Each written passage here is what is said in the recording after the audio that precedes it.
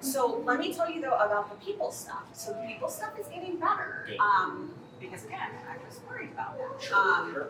But we've been working through, like, people have come over to the house. I put her in a bed stay until she can be comfortable, and then I let her out and about.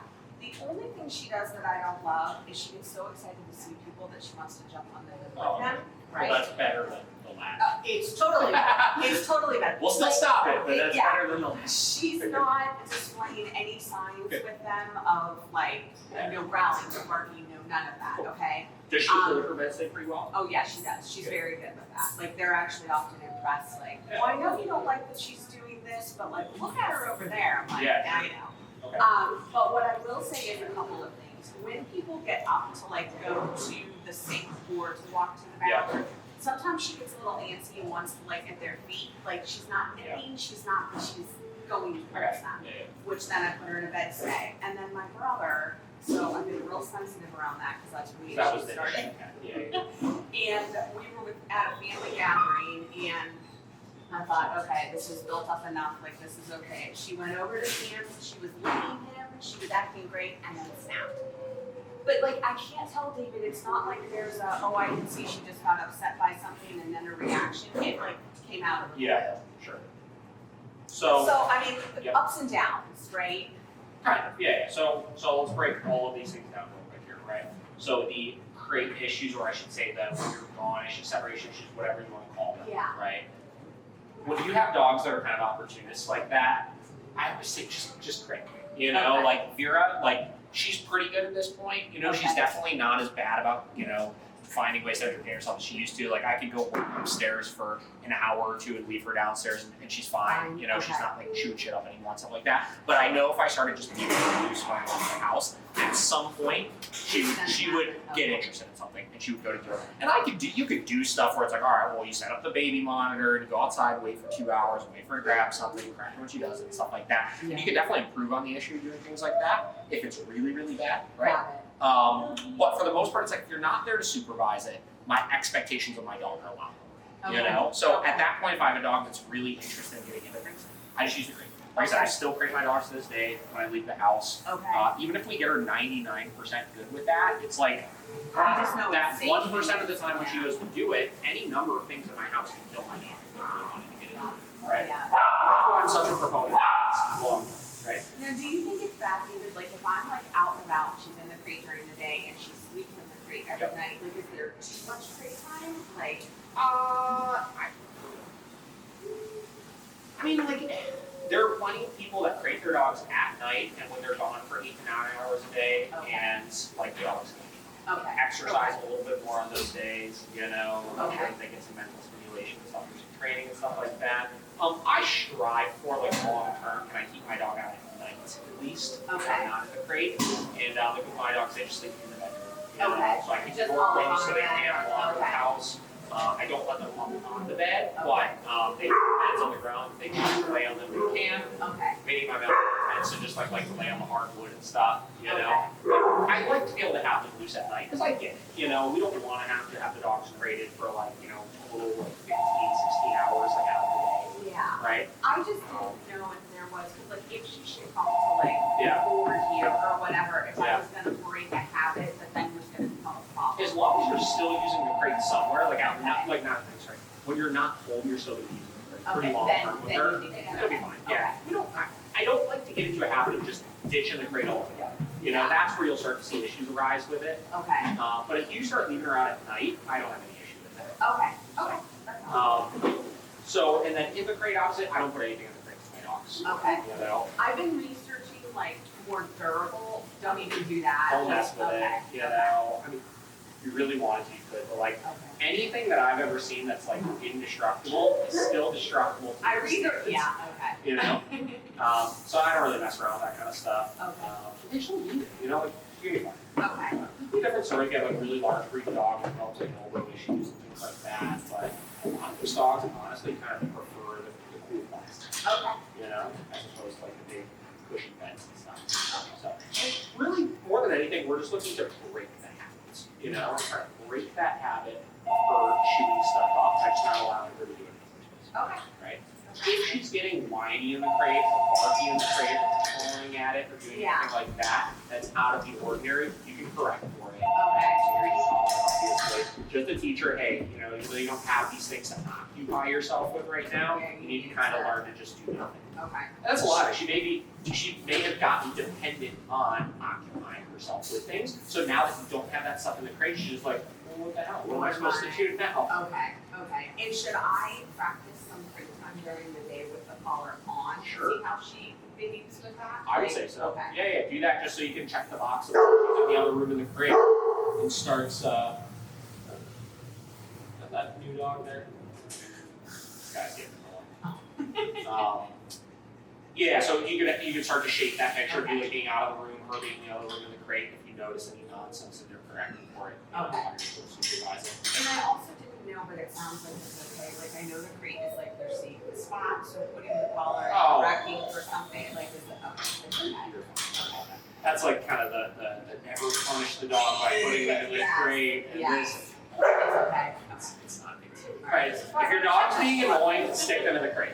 You know, it's not the issue, obviously, but like if you can't do anything about it right now, just put them in the crate. Like you're not going to create this like negative association or anything. It'll be okay. I would say that when we're correcting for behaviors, the dog should, if we've done our training program well and stuff like that, they should know the corrections they're getting are for the things they're doing. They're not from the crate. Okay.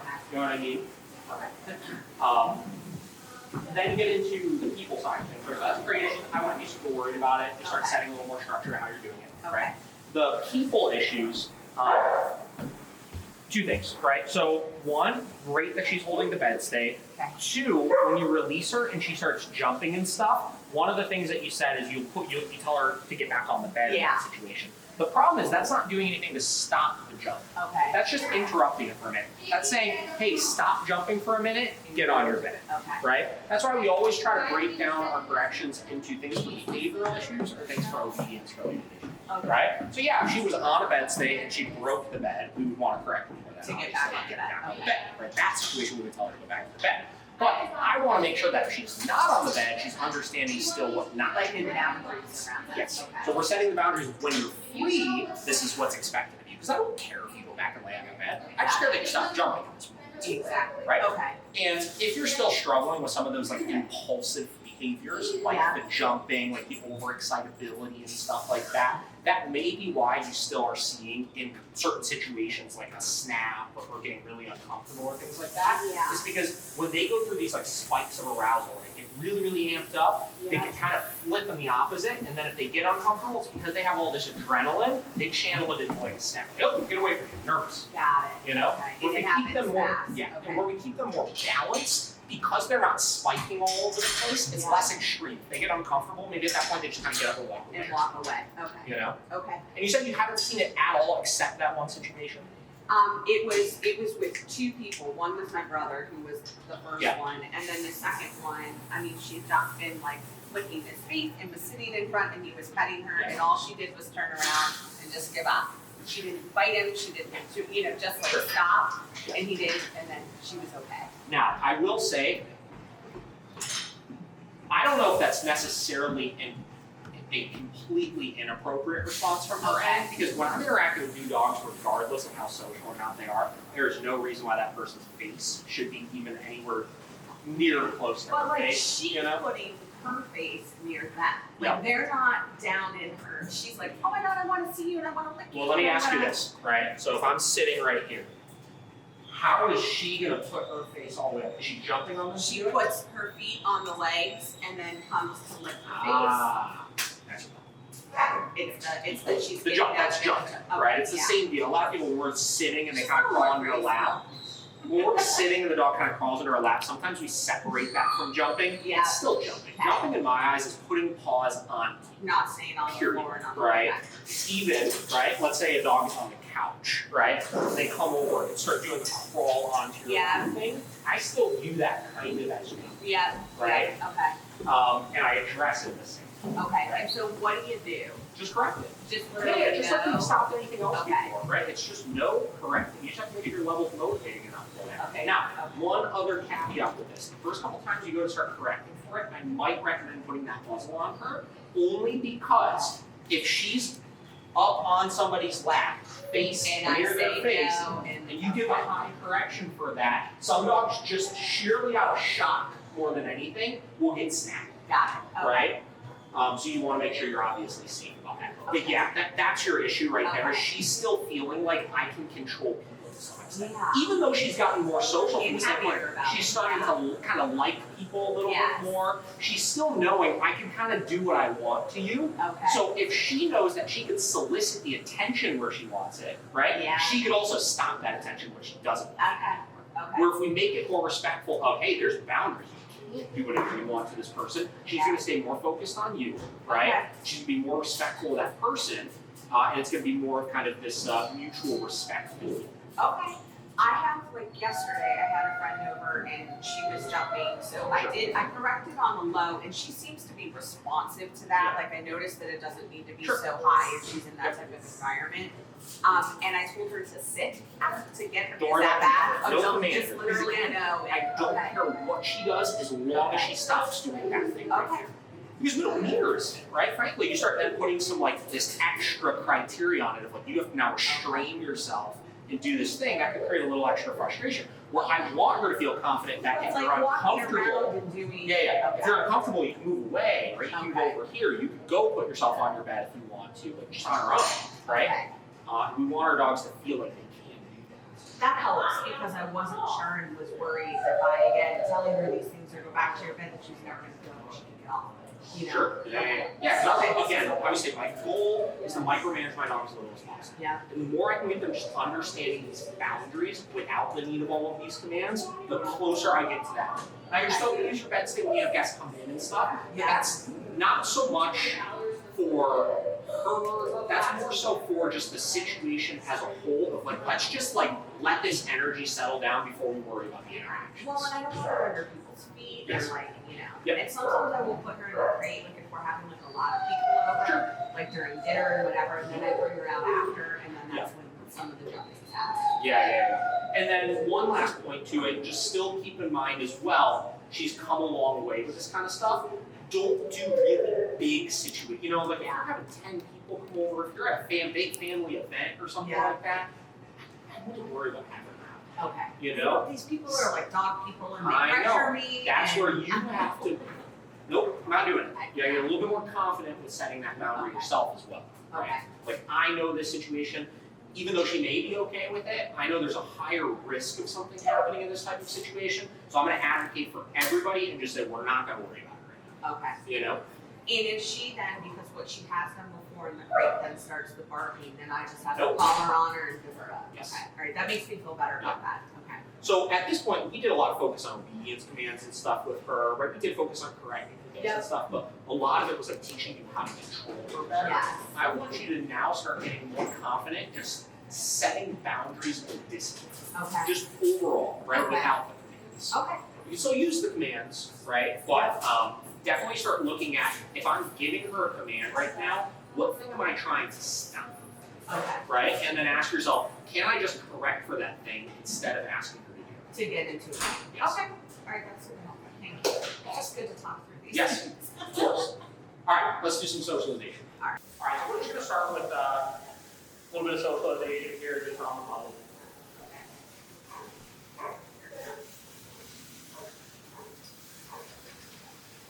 Yeah.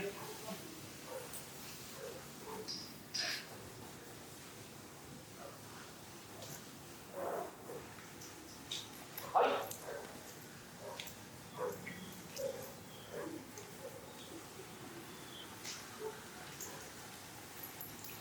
So just starting off here, just giving her a read. You know, it's been a little while since you've done any socialization with her, obviously. So we just want to make sure she can kind of open up and express herself a little bit. And just confirm that as they start interacting with each other, there's not going to be any problems.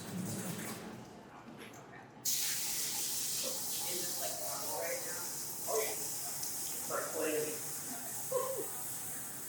She looks like she could attack me. What's that? She looks like she could attack me. This is all normal. I love that they keep coming by me. They know where the weak link is.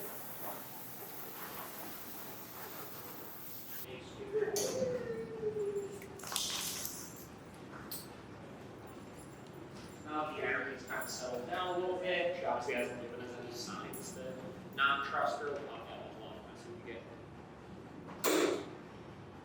She'll just sit next to you now.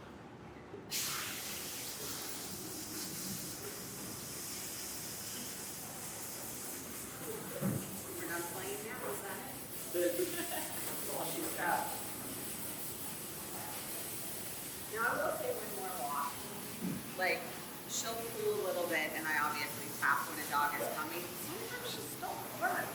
I mean, it's just certain breeds or certain dogs. I don't know. Should that not be happening at all? Not exactly.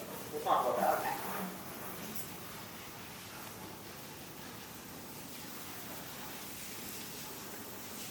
So the multiple these situations, obviously, like we talked about in using it with people, it doesn't tell you that. Sorry, David. It puts you in a position where you can just gauge what she's going to do, right? Even if the dog may not necessarily want to just totally attack other dogs, you're going to get a read off of what makes them uncomfortable, what they like, so that when I go to take the muzzle off, I can now be aware of those types of situations and know where I should keep a little extra eye. Okay. And she's like, to you, this is okay. Oh, great. Okay. I think too, just based on that initial thing that happened, and I love her to death, and she's wonderful with me. I just don't trust her. Yeah, I understand, but you really should be using your muzzle for that stuff, so that you can start trusting her more with this kind of stuff. Because here's the thing, right? You're still kind of in this boat right now, where because you're not doing that, you're not taking the proper protocols, which, again, I don't think she's by any means like a maniac, like she's not going to be seriously injuring anybody or anything like that. But even if somebody catches a quick little nip on the face, that's a big liability if it's not the right person. Yeah. You know? And obviously we still want to count the check, right?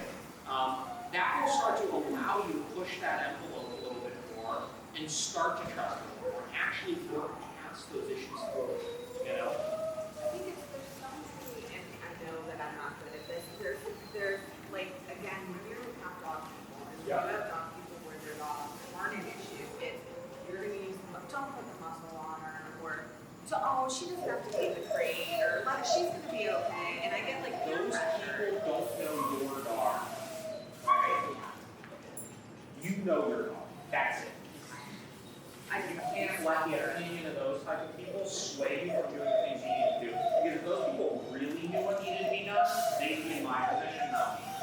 Right? And they're not. I know. And then, I mean, like, and I know you know because you're in the role that you're in, but Yes. like, the feedback that you Sure, get. sure. Well, do this, or do this, or it exhausts. You gotta just block it out. You know? Easier said than done, I know. Yeah. But like those people that have opinions are the same people. I say this all the time, right? You can have what you think is the greatest freaking dog in the world, the most social, friendly, playful dog that ever existed on the planet, and you could never put a leash on your dog, or let them meet every dog in person, and this and that you want. But those people are the same people that call me 6 years later, 7 years later, and tell me my dog attacked another dog, my dog bit a person. It came out of nowhere, right? How did this ever happen? They ran away, they did this, they did that. Suddenly there's this massive issue because they've been so loose about all these things for their entire life. It all led up to that, Yeah. right? Yeah. All right. And that's something those people don't realize. Is until that happens, they think they are, I know, The experts. I'm the expert. I have the best dog in the world, right? Those people just got lucky and got a very well-tempered dog. That again, at some point they will run into an issue if they don't take things seriously. Can you just like make a recording and I call you every once in a while and you're like, don't listen to him. Well, we just What you're recorded doing. that, and you're going to reference that at any time you want. I'm going to play it for my family Yes. and be like, oh, let's just listen to a little something. Good job, girl.